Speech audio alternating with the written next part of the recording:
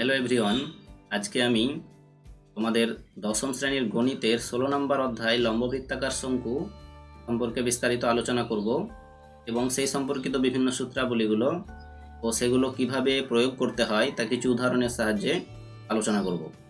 আমি মনিবুর রহমান, তোমরা দেখছো MR solution. Let's get started.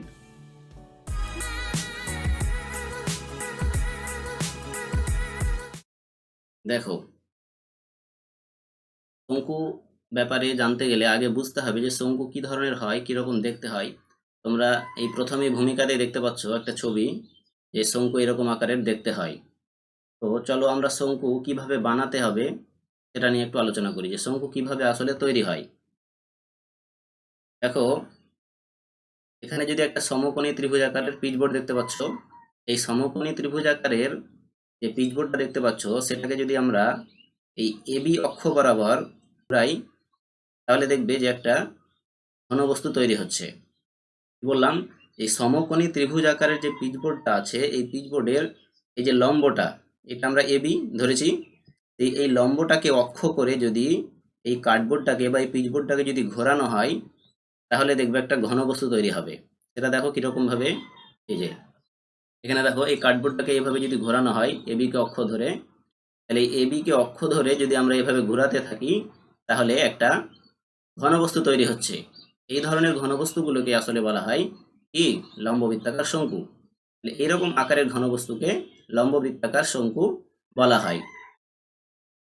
দেখো, এই লম্ববৃত্তাকার শঙ্কুটির এই যে এই কার্ডবোর্ডটা ঘূর্ণনের ফলে তৈরি হচ্ছে, তাতে এই বিসি বাহুটা কিন্তু একটা বৃত্তাকার তল তৈরি করছে এইখানে ভূমিতে। আমরা এই যে লম্ববৃত্তাকার শঙ্কুটা পেয়েছি, সেই লম্ববৃত্তাকার শঙ্কুর এই যে বিসি বাহু দ্বারা একটা বৃত্তাকার তল তৈরি হয়েছিল, এই বৃত্তাকার তলটাকে বলা হচ্ছে কি, লম্ববৃত্তাকার শঙ্কুর ভূমিতল বলা হয়। অর্থাৎ বিসি বাহু দ্বারা গঠিত বৃত্তাকার তলকে লম্ববৃত্তাকার শঙ্কুর ভূমি বলা হয়। তাহলে লম্ববৃত্তাকার শঙ্কুর ভূমি সম্পর্কে আমরা বুঝতে পারলাম যে কোনটাকে লম্ববৃত্তাকার শঙ্কুর ভূমি বলা হবে।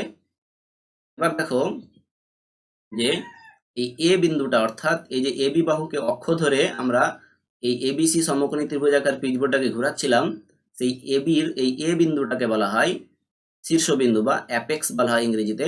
তাহলে লম্ববৃত্তাকার শঙ্কুর শীর্ষবিন্দু কয়টি? তাহলে লম্ববৃত্তাকার শঙ্কুর শীর্ষবিন্দু শুধুমাত্র এই একটি হবে, এ। এবং এই এবি বাহুটাকে বলা হয় লম্ববৃত্তাকার শঙ্কুর উচ্চতা। এই যে এখানে এইচ, যেটাকে আমরা এইচ সাধারণত এইচ ধরে প্রকাশ করি, অর্থাৎ লম্ববৃত্তাকার শঙ্কুর উচ্চতা সাধারণত আমরা এইচ এর মাধ্যমে প্রকাশ করি। এরপরে আমরা যেটা জানবো সেটা হচ্ছে তির্যক উচ্চতা। দেখো, এই সমকোণী ত্রিভুজাকার পিচবোর্ডটাকে ঘুরিয়ে আমরা এই লম্ববৃত্তাকার শঙ্কুটা পেয়েছিলাম। এই সমকোণী ত্রিভুজের যে অতিভুজটা, সেটাই আসলে এই আমাদের শঙ্কুর তির্যক উচ্চতা। তাহলে এখানে তির্যক উচ্চতা কোনটা? তির্যক উচ্চতা এখানে হচ্ছে এসি, সেটাকে আমরা এল দিয়ে, স্মল এল দিয়ে প্রকাশ করি। এখন আমরা যেটা দেখলাম সেটা হচ্ছে এই আর, আরটাকে বলা হয় ভূমির ব্যাসার্ধ। অর্থাৎ এই যে বৃত্তাকার তল তৈরি হয়েছিল এই বিসি সরলরেখাটার দ্বারা, সেই বিসি সরলরেখার যে দৈর্ঘ্য, সেটাই হচ্ছে আসলে ভূমির ব্যাসার্ধ, সেটাকে আমরা আর দিয়ে প্রকাশ করি। এরপর দেখো শঙ্কুর তল সংখ্যা। শঙ্কুর তল কয়টি হবে? তাহলে এই চিত্রটাতে তোমরা দেখতে পাচ্ছ যে এই লম্ববৃত্তাকার শঙ্কুটি লাট্টুর মতো ঘুরছে। তাহলে যে বিন্দুর ওপর ভর করে এটা ঘুরছে, সেটাই হচ্ছে আসলে এই লম্ববৃত্তাকার শঙ্কুর শীর্ষবিন্দু, এবং এটা একটাই শীর্ষবিন্দু, আমরা এটা আগে বলেছি। আর এখানে দুটো তোমরা তল দেখতে পাচ্ছ, দেখো, একটা হচ্ছে বৃত্তাকার সমতল, আর একটা হচ্ছে পৃষ্ঠের বক্রতল, এই যেটা পৃষ্ঠতল এটা, আর একটা হচ্ছে কি সমতল। তাহলে এই দুই ধরনের তল একটা লম্ববৃত্তাকার শঙ্কুতে থাকে। এখন এইটা কিন্তু মুখ বন্ধ আছে, দেখো এটা মুখটা বন্ধ আছে। যদি এই মুখটা খুলে দেওয়া হয়, তাহলে তখন কিন্তু লম্ববৃত্তাকার শঙ্কুর শুধুমাত্র একটি তল থাকবে, সেটা হচ্ছে পৃষ্ঠতল। এবার দেখো, লম্ববৃত্তাকার শঙ্কু কয় ধরনের হয়। বিভিন্ন ধরনের লম্ববৃত্তাকার শঙ্কু, আসলে লম্ববৃত্তাকার নয়, শঙ্কু বিভিন্ন ধরনের হয়। যেমন এটা যেটা আমাদের আলোচনায় আছে, তোমাদের সিলেবাসে যেটা আছে সেটা হচ্ছে লম্ববৃত্তাকার শঙ্কু আছে। কিন্তু এই ধরনের লম্ববৃত্তাকার শঙ্কু ছাড়াও আরো বিভিন্ন ধরনের শঙ্কু হয়। যেমন এই যে এগুলো হচ্ছে আমাদের তির্যক শঙ্কু। এই লম্ববৃত্তাকার শঙ্কুর সঙ্গে এই তির্যক শঙ্কুর পার্থক্যটা কি? একটা বেসিক বা প্রাইমারি বা প্রাথমিক পার্থক্য আছে। প্রাথমিক পার্থক্যটা কি সেটা হচ্ছে, তোমরা একটু দেখো তাহলে বুঝতে পারবে যে একটা বিষয় এখানে লক্ষণীয়, যে এই বৃত্তাকার এই লম্ববৃত্তাকার শঙ্কুর যে শীর্ষবিন্দু এ এবং যে বৃত্তাকার ভূমিতল, এই বৃত্তাকার ভূমিতলের কেন্দ্র অর্থাৎ বি, এই এ বি সরলরেখা কিন্তু দেখো ভূমির ওপর লম্বভাবে আছে। এই এবি সরলরেখাটা ভূমির ওপর লম্বভাবে আছে, কিন্তু এখানে এই সরলরেখাগুলো ভূমির ওপর লম্বভাবে নেই। আর লম্ববৃত্তাকার শঙ্কুর ক্ষেত্রে এই তির্যক উচ্চতা এবং ভূমির ব্যাসার্ধ আর উচ্চতা এদের মধ্যে একটা সম্পর্ক আছে, এবং সেই সম্পর্কটা তোমরা এই যেহেতু এটা একটা সমকোণী ত্রিভুজ এবিসি, তাহলে এখানে পিথাগোরাসের সূত্র প্রযোজ্য হবে। তাহলে এখান থেকে আমরা কি পাবো, যে লম্ববৃত্তাকার শঙ্কুর এল স্কোয়ার অর্থাৎ তির্যক উচ্চতার বর্গ ইজিক্যাল টু উচ্চতার বর্গ যোগ ভূমির ব্যাসার্ধের বর্গ। তাহলে এটা আমরা বিভিন্ন অঙ্কে প্রয়োগ করতে পারি, যে তির্যক উচ্চতা এল স্কোয়ার ইজিক্যাল টু উচ্চতা এইচ স্কোয়ার প্লাস ভূমির ব্যাসার্ধ আর স্কোয়ার। কিন্তু বৃত্তাকার শঙ্কু যদি না হয়, যদি তির্যক শঙ্কু হয়, তাহলে এদের ক্ষেত্রে যেটা হয় সেটা হচ্ছে কি, যে এই শঙ্কুগুলির শীর্ষবিন্দু তাদের বৃত্তাকার যে ক্ষেত্রের কেন্দ্র, সেই কেন্দ্র সংযোজক সরল রেখাটা কিন্তু তাদের ভূমির ওপর লম্বভাবে থাকে না। সেই জন্য এই সূত্রটা অর্থাৎ এই তির্যক উচ্চতার বর্গ এবং ইজিক্যাল টু উচ্চতার বর্গ যোগ তোমার ভূমির ব্যাসার্ধের বর্গের যে সমষ্টি, সেটা কিন্তু হয় না। অর্থাৎ তির্যক শঙ্কুর ক্ষেত্রে এই সূত্রটা এখানে প্রযোজ্য হয় না। তাহলে আমরা সবসময় যে তির্যক শঙ্কু আর লম্ববৃত্তাকার শঙ্কু বলবো তা নয়, আমরা যখনই শঙ্কু বলবো তখনই আমাদের আলোচনায় যেহেতু শুধুমাত্র লম্ববৃত্তাকার শঙ্কু আছে, সেই জন্য আমরা সেটাকে লম্ববৃত্তাকার শঙ্কু ধরে নিব। পশ্চিমবঙ্গ মধ্যশিক্ষা পর্ষদের আওতায় 10ম শ্রেণীতে তোমাদের যে শঙ্কুর আলোচনা আছে সেটা শুধুমাত্র লম্ববৃত্তাকার শঙ্কুর আলোচনায় আছে।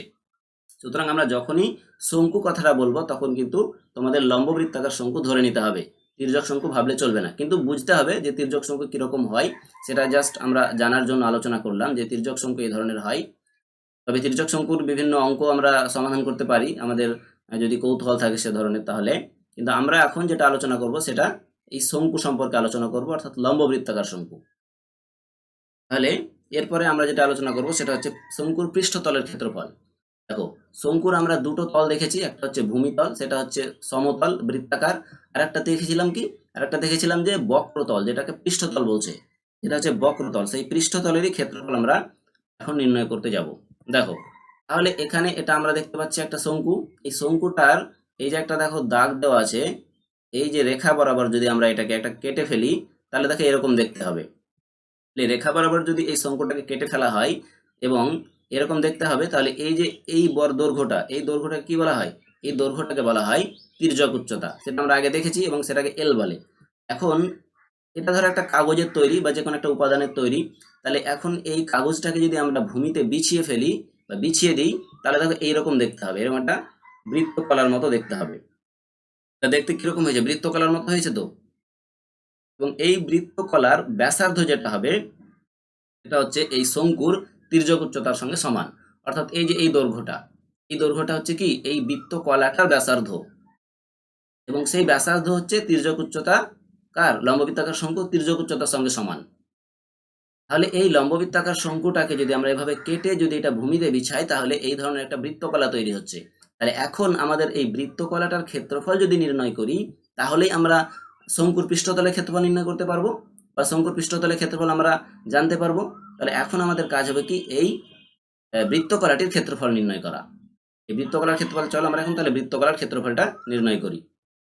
দেখো, এই বৃত্তকলার ক্ষেত্রফল আমাদের নির্ণয় করতে হবে।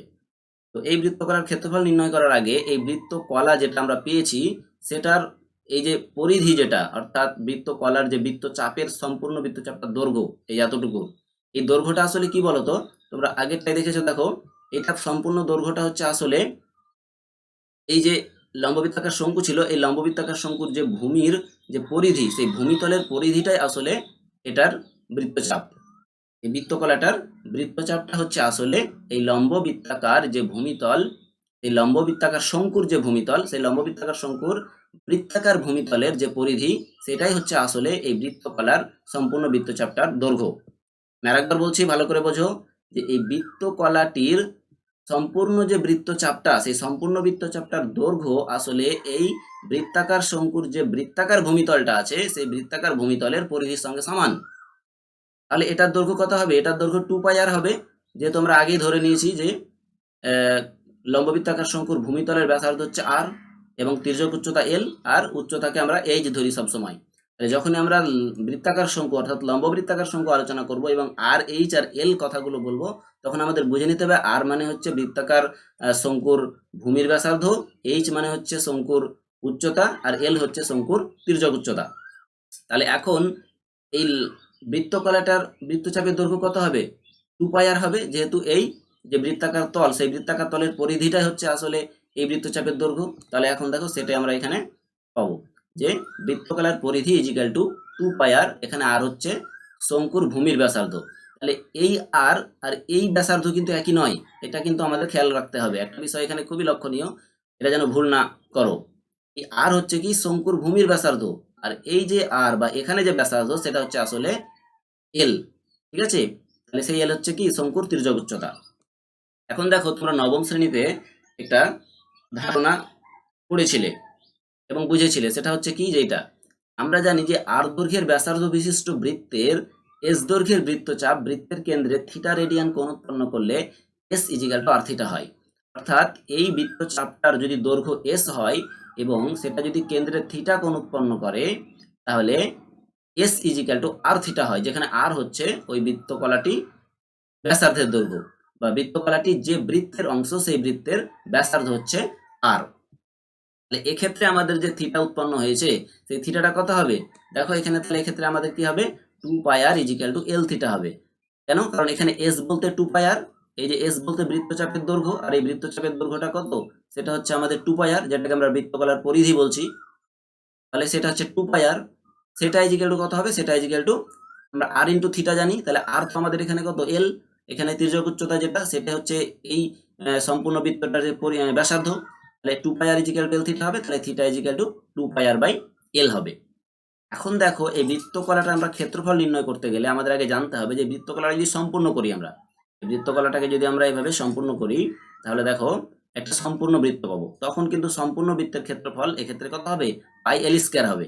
এবং এই বৃত্তটা তখন বৃত্তের কেন্দ্রে সম্পূর্ণ কোণ কত উৎপন্ন করছে? 2π রেডিয়ান কোণ উৎপন্ন করে।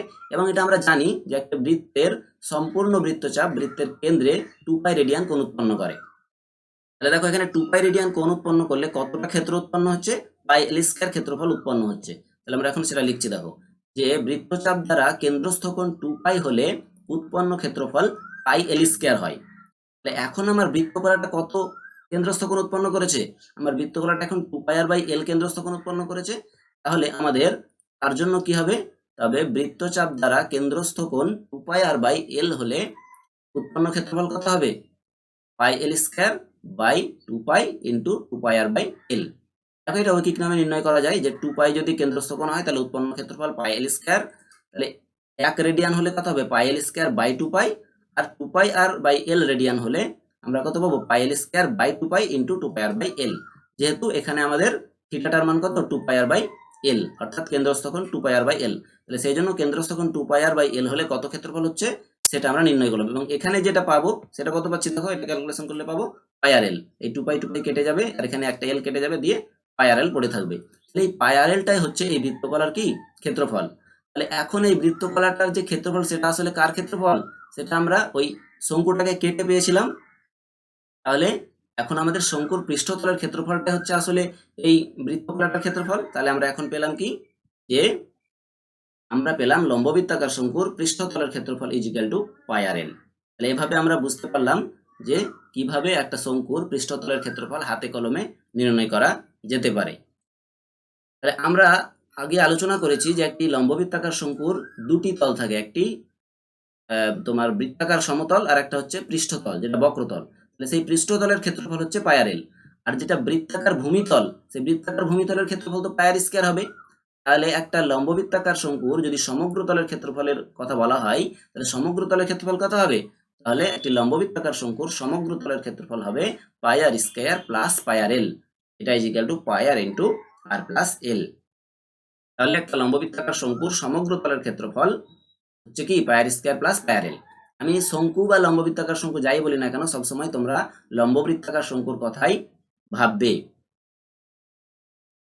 তাহলে দেখো এবার আমরা এই লম্ববৃত্তাকার শঙ্কুর যেহেতু সমগ্র তলের ক্ষেত্রফল এবং পৃষ্ঠতলের ক্ষেত্রফল বুঝতে পেরেছি, তাহলে এরপরে আমরা কিছু প্রয়োগ আলোচনা করব যার মাধ্যমে আমরা বুঝতে পারি যে কিভাবে এই সূত্রগুলো অঙ্কে আমরা ব্যবহার করব। সরি, দেখো তোমাদের টেক্সট বইয়ে প্রয়োগ 2 একটা অঙ্ক আছে, যে লম্ববৃত্তাকার শঙ্কুর ভূমিতলের ব্যাসার্ধ 1.5 মিটার এবং তির্যক উচ্চতা 2 মিটার, তার পার্শ্বতলের ক্ষেত্রফল হিসাব করে লিখি। এটা নিজে করতে বলা আছে। কিছু প্রয়োগ তোমাদের টেক্সট বইয়ে করে দেওয়া আছে এবং কিছু নিজে করতে বলা আছে। আমি শুধুমাত্র যেগুলো নিজে করতে বলা আছে সেগুলোকেই এখানে বেছে বেছে সমাধান করেছি। যেগুলো করা আছে সেগুলো তোমরা অবশ্যই সমাধান করবে। যদি বুঝতে কোথাও অসুবিধা হয় তাহলে তোমরা অবশ্যই কমেন্ট করে জানাবে। আমি সেই প্রয়োগগুলোর জন্য বা সেই পার্টিকুলার অঙ্কগুলোর জন্য আলাদা করে ভিডিও বানিয়ে তোমাদের জন্য শেয়ার করে দেব। দেখো তাহলে প্রয়োগ 2 এ আমাদের কি অঙ্ক আছে, যে লম্ববৃত্তাকার শঙ্কুর ভূমিতলের ব্যাসার্ধ 1.5 মিটার এবং তির্যক উচ্চতা 2 মিটার, তার পার্শ্বতলের ক্ষেত্রফল হিসাব করে লিখি। তাহলে একটা কি লিখবো, তাহলে আমাদের যেটা দেওয়া আছে সেটা প্রদত্ত তথ্য লেখো। যে প্রদত্ত শঙ্কুর ভূমিতলের ব্যাসার্ধ সেটাকে আমরা আর ধরেছি, সেটা ইকুয়াল টু 1.5 মিটার এবং তির্যক উচ্চতা এল ইকুয়াল টু 2 মিটার, এগুলো দেওয়া আছে। তাহলে পার্শ্বতলের ক্ষেত্রফল আমরা খুব সহজেই বের করতে পারবো, কারণ একটু আগেই আমরা জানলাম যে পার্শ্বতল বা পৃষ্ঠতল, সেই পৃষ্ঠতলটাকে কিন্তু পার্শ্বতল বলছে।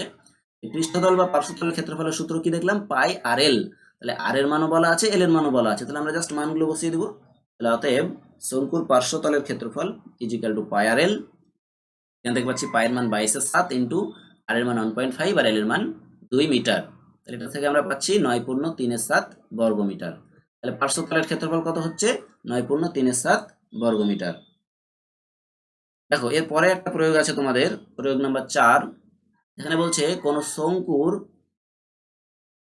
বলা হচ্ছে যে কোন শঙ্কুর ভূমির পরিধি 660/7 সেমি এবং তির্যক উচ্চতা 25 সেন্টিমিটার হলে শঙ্কুর পার্শ্বতলের ক্ষেত্রফল হিসাব করি। দেখো এখানে তির্যক উচ্চতা এল বলে দেওয়া আছে, তির্যক উচ্চতা এল বলে দেওয়া আছে।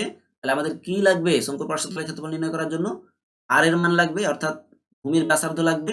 তো ভূমির পরিধি বলে দেওয়া আছে, আমরা ভূমির পরিধির তো সূত্র জানি একটা, সেই সূত্র থেকে আমরা আর এর মান নির্ণয় করব। তাহলে এখানে লিখবো কি, ধরি শঙ্কুর ভূমিতলের ব্যাসার্ধ ইকুয়াল টু আর সেন্টিমিটার এবং তির্যক উচ্চতা 25 সেন্টিমিটার, যেটা আমাদের দেওয়া আছে। তাহলে এখন ভূমির পরিধি 2πr ইকুয়াল টু 660/7 প্রদত্ত। তার মানে 2πr আমরা জানি সূত্র, কোনো একটা বৃত্তাকার ভূমির পরিধি 2πr হয়, আর শঙ্কুর ভূমি তো বৃত্তাকার, সেই জন্য এটা 2πr হলো। তাহলে 2πr ইকুয়াল টু 660/7। তাহলে এখান থেকে আমরা পাচ্ছি আর ইকুয়াল টু 660/7 ইন্টু 1/2π। এখান থেকে আমরা পাবো, দেখো পায়ের মান বসিয়ে দাও, 660/7 ইন্টু 1/2π। তাহলে পায়ের মান বসিয়ে দিয়ে এটা কত হচ্ছে, এটাকে উল্টে দাও, তাহলে 7/44 হবে। তাহলে এখান থেকে আমরা ক্যালকুলেশন করে সেটা 15 সেমি পেলাম। তাহলে আমাদের ভূমিতলের পরিধি বা আর এর মান আমরা পেয়েছি 15 সেমি, আর এল এর মান বলা আছে 25 সেমি। তাহলে আমাদের ক্ষেত্রফল কত হবে, তাহলে শঙ্কুর পার্শ্বতলের ক্ষেত্রফল হবে পাই আর এল ইকুয়াল টু কত হচ্ছে, পায়ের মান আমাদের বসাই 22/7 ইন্টু আর এর মান 15 আর এল এর মান 25। এখান থেকে পাচ্ছি 1178/4/7 বর্গ সেন্টিমিটার। তাহলে এটা হলো আমাদের শঙ্কুর পার্শ্বতলের ক্ষেত্রফল। দেখো তাহলে আমরা এই প্রয়োগগুলো করার মাধ্যমে বুঝতে পারছি যে কিভাবে শঙ্কুর পার্শ্বতলের ক্ষেত্রফল নির্ণয়ের সূত্রটা প্রয়োগ করতে হয়, কিভাবে সূত্রগুলোকে ব্যবহার করতে হয়। তাহলে পাই আর এল যেহেতু আমাদের সূত্র, তাহলে সেখানে হয় তির্যক উচ্চতা বলে দেওয়া থাকবে, না হলে ভূমির ব্যাসার্ধ বলে দেওয়া থাকবে, তির্যক উচ্চতা নির্ণয় করতে হবে, বা কখনো তির্যক উচ্চতা বলে দেওয়া থাকবে এবং ওই ব্যাসার্ধ নির্ণয় করার জন্য অন্য কোনো তথ্য দেওয়া থাকবে। যেমন এখানে ব্যাসার্ধ নির্ণয় করার জন্য একটা তথ্য দেওয়া আছে ভূমির পরিধি, বা কখনো ভূমির ক্ষেত্রফল বলে দেওয়া থাকতে পারে, সেখান থেকেও আমাদের পাই আর স্কয়ার ইকুয়াল টু ক্ষেত্রফল করব, করে আর এর মান নির্ণয় করব, দিয়ে পাই আর এল এর সূত্র ব্যবহার করে আমরা পার্শ্বতলের ক্ষেত্রফল নির্ণয় করব। সুতরাং তাহলে বোঝা যাচ্ছে যে পার্শ্বতলের ক্ষেত্রফল নির্ণয় করার জন্য যে পাই আর এল সূত্রটি আমরা ব্যবহার করছি, সেখানে আমাদের দুটো চলের প্রয়োজন হচ্ছে, একটা হচ্ছে আর এর মান আর একটা হচ্ছে এল এর মান। তাহলে এই দুটো চলের মান যে কোনো একটা বলে দেওয়া থাকবে এবং অন্যটি নির্ণয় করার জন্য অন্য কোনো তথ্য দেওয়া থাকতে পারে, অথবা ডিরেক্ট দুটো তথ্যই দেওয়া থাকতে পারে। যদি ডিরেক্ট দুটো তথ্য দেওয়া থাকে তাহলে আমরা কি করব, ডাইরেক্ট মানগুলোকে বসিয়ে দিব। আর যদি তোমার ডাইরেক্ট তথ্য না দেওয়া থাকে, অন্যভাবে অন্য কোনো তথ্য দেওয়া থাকে, তাহলে সেখান থেকে আমরা প্রথমে আর এর মান নির্ণয় করব বা এল এর মান নির্ণয় করব। নির্ণয় করার পরে আমরা কি করব, পাই আর এল সূত্রে আর এবং এল এর মান বসিয়ে দিয়ে পার্শ্বতলের ক্ষেত্রফল নির্ণয় করব। তাহলে এভাবে আমাদের কোনো একটা লম্ববৃত্তাকার শঙ্কুর পার্শ্বতলের ক্ষেত্রফল নির্ণয় করতে হবে। এবার দেখো প্রয়োগ 6। প্রয়োগ 6 বলছে যে শঙ্কুর ভূমির ব্যাসের দৈর্ঘ্য 20 সেন্টিমিটার এবং তির্যক উচ্চতা 25 সেন্টিমিটার, তার সমগ্র তলের ক্ষেত্রফল হিসাব করে লিখি। তাহলে আমরা এতক্ষণ পর্যন্ত করলাম পার্শ্বতলের ক্ষেত্রফল। এখন আমরা যেটা করবো সেটা হচ্ছে সমগ্র তলের ক্ষেত্রফল। তাহলে আমরা সমগ্র তলের ক্ষেত্রফলের সূত্র জানি যে পাই R square plus pi R এল। তাহলে সেখানেও আমাদেরকে ভূমির ব্যাসার্ধের দৈর্ঘ্য লাগবে আর তির্যক উচ্চতা লাগবে। তাহলে দেখো এখানে ভূমির ব্যাসের দৈর্ঘ্য 20 সেমি বলা আছে, তাহলে এখান থেকে আমরা ব্যাসার্ধের দৈর্ঘ্য পেয়ে যাব আর তির্যক উচ্চতা তো বলে দেওয়া আছে।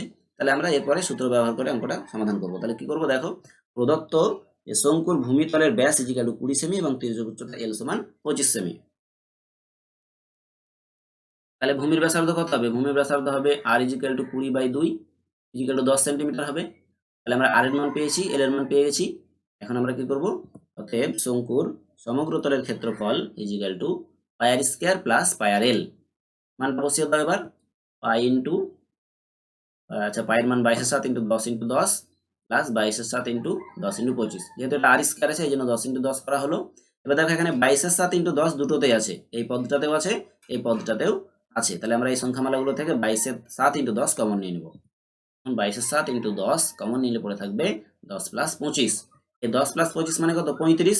এই 35কে 7 দিয়ে কাটলে কত হবে? 5। তাহলে 7 5 35 আর এই 5 10 50। তাহলে এটা হবে কত? 22/7 ইন্টু 7 কেটে গেল, তাহলে 22 ইন্টু 50। 22 ইন্টু 50 মানে হচ্ছে 1100 বর্গ সেমি। তাহলে এভাবে প্রয়োগ 6-এর অঙ্কটা আমাদেরকে সমাধান করতে হবে। বোঝা গেল? প্রয়োগ 6 এভাবে করা যাবে। এরপরে দেখো আমরা যেটা, তাহলে এতক্ষণ আমরা আলোচনা করলাম লম্ববৃত্তাকার শঙ্কুর পৃষ্ঠতলের ক্ষেত্রফল এবং সমগ্র তলের ক্ষেত্রফল কিভাবে নির্ণয় করতে হয় এবং কিছু উদাহরণের সাহায্যে আমরা সূত্রগুলোকে প্রয়োগ করলাম। এবার দেখো আমরা লম্ববৃত্তাকার শঙ্কুর আয়তন নিয়ে আলোচনা করব, যে একটা লম্ববৃত্তাকার শঙ্কু কতটা জায়গা দখল করে থাকে। লম্ববৃত্তাকার শঙ্কু যদি হয় তাহলে সে কতটা জায়গা দখল করে থাকবে বা তার আয়তন কত। দেখো এই লম্ববৃত্তাকার শঙ্কুর আয়তন আলোচনা করার আগে তোমাদের একটা বিষয় আগে থেকে অবশ্যই জানো, তোমরা ক্লাস 10-এই পড়েছো লম্ববৃত্তাকার চোঙ। সেই লম্ববৃত্তাকার চোঙ যদি তোমরা ভালোভাবে জেনে থাকো যে লম্ববৃত্তাকার চোঙের আয়তন কিরকম হয়, তাহলে আমরা লম্ববৃত্তাকার শঙ্কুর আয়তনও খুব সহজে নির্ণয় করতে পারবো। দেখো যে আমরা জানি আর ব্যাসার্ধ এবং এইচ উচ্চতা বিশিষ্ট একটি লম্ববৃত্তাকার চোঙের আয়তন is equal two pi R square H হয়। যদি কোনো লম্ববৃত্তাকার চোঙের ভূমির ব্যাসার্ধ আর হয় এবং উচ্চতা এইচ হয়, তাহলে সেই ধরনের লম্ববৃত্তাকার চোঙের আয়তন হয় পাই আর স্কয়ার এইচ। দেখো এখানে একটা পাশে চিত্র দেখো, এই চিত্রটা থেকে তোমরা খুব স্পষ্ট ধারণা পাবে যে একটা লম্ববৃত্তাকার চোঙ হচ্ছে এইটা আর এটা হচ্ছে লম্ববৃত্তাকার শঙ্কু। একটা লম্ববৃত্তাকার শঙ্কু দেখো, এই লম্ববৃত্তাকার চোঙের মধ্যে 3 বার ভরাট হচ্ছে, তারপরেই লম্ববৃত্তাকার চোঙটা সম্পূর্ণভাবে ভরাট হচ্ছে। তাহলে 3টে লম্ববৃত্তাকার শঙ্কুর আয়তন সমান কি হবে? একটা লম্ববৃত্তাকার চোঙের আয়তন। দেখো এখানে চিত্রটা ভালোভাবে খেয়াল করো, 3 বার লম্ববৃত্তাকার শঙ্কুটা এর মধ্যে প্রবেশ করছে, তারপর এর সম্পূর্ণ আয়তনটাকে ভরাট করতে পারছে, তাই তো? তাহলে আমরা এখান থেকে কি পেলাম? এবং দেখো এই লম্ববৃত্তাকার শঙ্কুর উচ্চতা এবং এই চোঙের উচ্চতা কিন্তু সমান এবং ভূমির ব্যাসার্ধটাও সমান। তাহলে এই লম্ববৃত্তাকার চোঙের যদি ভূমির ব্যাসার্ধ আর এবং উচ্চতা এইচ হয়, তাহলে এই লম্ববৃত্তাকার চোঙের ভূমির ব্যাসার্ধ আর এবং উচ্চতা যদি এইচ হয়, তাহলে এই লম্ববৃত্তাকার শঙ্কুরও ভূমির ব্যাসার্ধ এবং উচ্চতা এইচ।